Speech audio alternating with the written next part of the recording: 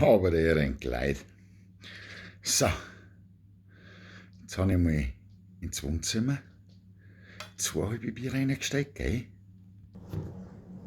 Mei Küche haben wir jetzt 2 halbe Bier reingestellt.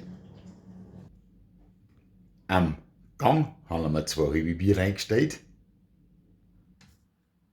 Auf Scheißhaus haben wir 2 halbe Bier hingestellt.